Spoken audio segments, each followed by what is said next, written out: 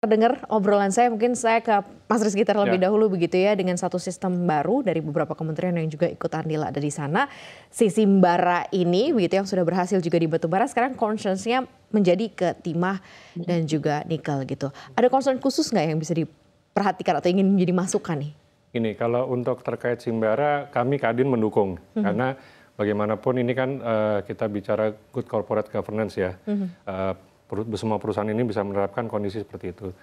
Yang kedua kan ini semua kan terintegrasi, tentunya memudahkan pelaku usaha dari bicara Kementerian SDM, Kementerian Keuangan. Tadi kan disambungkan oleh Pak Tubagus ada 6 lembaga kan, sampai ke Bea Cukai dan sebagainya. Jadi ini juga akan memudahkan bagi kami pelaku usaha misalnya ingin melakukan ekspor atau misalnya melakukan penjualan barang tambang kami kan.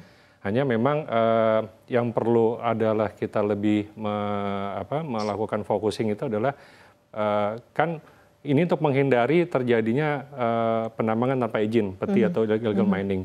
Tetapi karena si pelaku usaha yang akan melakukan ini inputnya kan self action atau self assessment ya. Kita input berapa sih yang akan kita ekspor tahun ini gitu kan, kita akan ekspor bulan ini gitu kan. Semua kan dasarnya kan dari RKAB yang sudah diajukan dan mendapat pengesahan dari Kementerian SDM.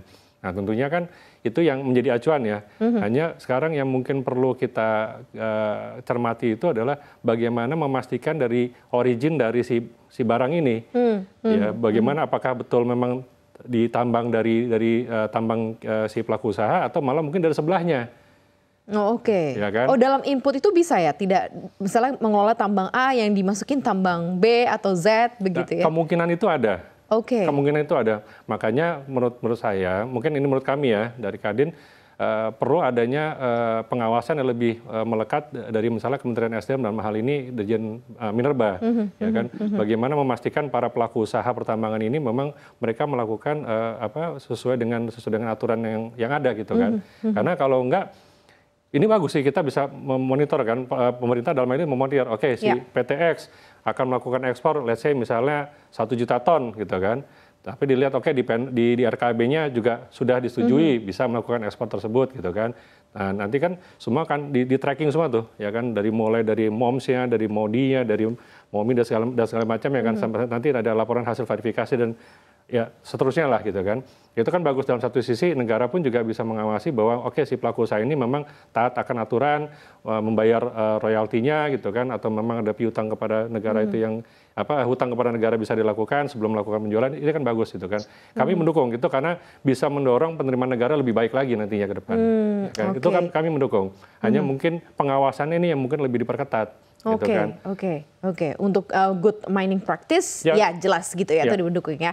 Tapi supaya tidak ada celah di sana sini begitu ya. Nah, Pak Bagus, mungkin Anda bisa menanggapi seperti apa, sekaligus juga mungkin menjawab pertanyaan saya tadi terkait mengenai teknologi, data analitik yang mungkin bisa digunakan untuk bisa men-tracking, mendeteksi, menindaklanjuti juga nih tambang-tambang ilegal yang tadi juga disampaikan oleh teman-teman di Kadin. Seperti apa, Pak Bagus? Ya, terima kasih Mbak Maria. Tepat yang disampaikan Mas Rizky itu jadi concern kami juga. Jadi poinnya ada dua sisi, kan sistem di hulu itu ada MOMS, MPP, RKAB, MOMS, EPP, EPNBP gitu ya. Nah, MOMS itu menunjukkan produksinya, MPP itu menunjukkan penjualannya gitu. Nah, tadi dikatakan oleh Mas Rizky atau Mbak Maria, kalau mungkin nggak pemilik RKAB itu kemudian dengan RKAB 1 juta ton, dia bisa mengambil dari lahan koridor gitu untuk diaku sama mereka. Nah, inilah yang kemudian kita sangat memperhatikan ini, loophole yang ke-1, di mana kemudian kita akan dorong Minerbawan nanti untuk bisa memberikan laporan produksi secara online, secara terjadwal gitu. Ini salah satu loophole untuk memastikan bahwa ketika inventory terbentuk dalam ERKAB, maka MOMS itu akan memberikan laporan secara produksi secara real time. Itu satu hal. Nah, loophole yang kedua, Mbak Maria, Mas Rizky, itu adalah ketika kemudian perpindahan barang itu dikerjakan oleh trader. Dan ini yang memang dalam data analitikal, sebagaimana Mbak Maria tanyakan, itu ada satu mekanisme untuk profiling pelaku usaha. Dan ini sudah terjadi ketika kami berhasil memprofile trader yang melakukan pembayaran PNBP royalti batubara domestik sementara barangnya berangkat ekspor.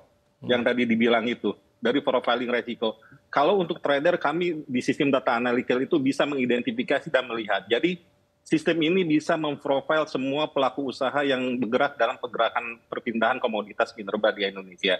Saya pikir ini cukup efektif dan di sisi hulu sekali lagi kami akan mendorong Minerba Online Monitoring System MOMS untuk bisa menerima laporan secara real time dari para pelaku usaha untuk menunjukkan